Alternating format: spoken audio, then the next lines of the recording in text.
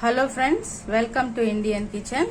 ఈరోజు నేను మీకు most healthy and tasty recipe Hyderabadi chicken dum biryani share చేయబోతున్నానండి.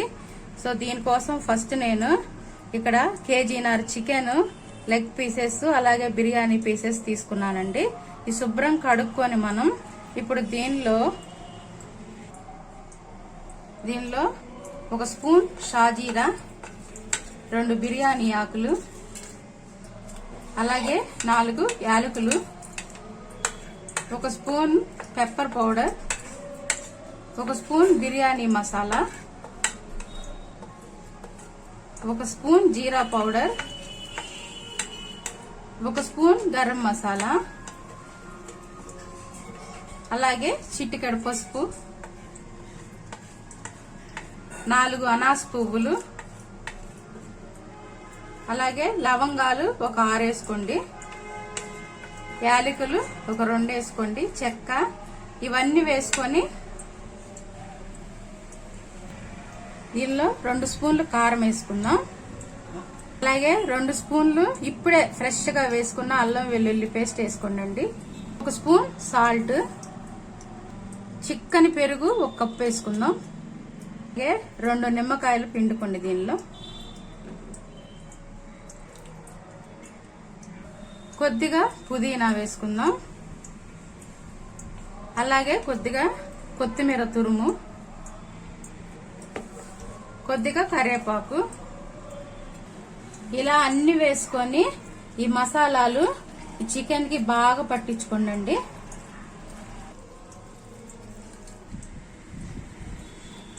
ఇలా అన్ని మసాలాలు కలుపుకోనండి. ఇప్పుడు దీన్ని 1 గంట సేపు మనం మ్యారినేట్ చేసుకుందాం. ఇప్పుడు ఫ్రైడ్ ఆనియన్స్ ప్రిపేర్ చేసుకుందామండి. కడాయి పెట్టుకొని దీనిలో కొద్దిగా ఆయిల్ వేసుకుని ఈ ఉల్లిపాయలు ఉన్నాయి కదా, ఉల్లిపాయలు సన్నగా తరిగిన ఉల్లిపాయలు దీనిలో వేసి వేయించుకుందాం.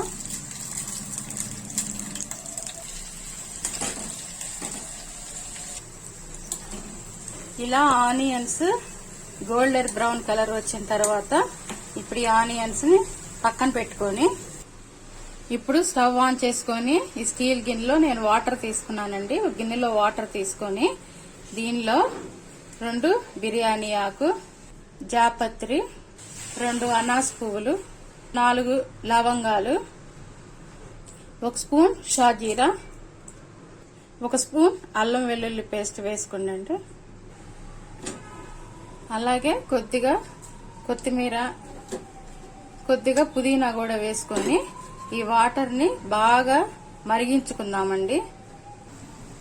ఇప్పుడు ఈ బాగా మరుగుతున్న నీళ్ళల్లో 1 స్పూన్ సాల్ట్ వేసుకుందామండి. ఇప్పుడు ఇలా మరుగుతున్న వాటర్ లో అండి నేను కేజీ బాస్మతి రైస్ గంట సేపు నానబెట్టుకొని తీసుకున్నానండి. ఈ రైస్ మరిగే నీటిలో వేసుకుందాము. ఇప్పుడు స్టవ్ ఆన్ చేసుకొని కడాయి పెట్టుకోండి. ఇప్పుడు స్టవ్ మీద అండి ఇలాంటి గిన్నె ఒకటి పెట్టుకొని దీనిలో నూనె వేసుకొని ఫ్రైడ్ ఆనియన్స్ వేసుకోండి. ఇప్పుడు దీనిలో మనం మ్యారినేషన్ చేసి పెట్టుకున్నాం కదా, ఈ చికెన్ పీసెస్ వేసుకుందాం. చికెన్ మొత్తం పెట్టుకున్న తర్వాత అండి సగం ఉడికించుకున్న రైస్ దీని మీద మనం లేయర్స్ లాగా వేసుకుందాము. ఈ విధంగా సగం ఉడికిన రైస్ లేయర్స్ లాగా వేసుకోండి.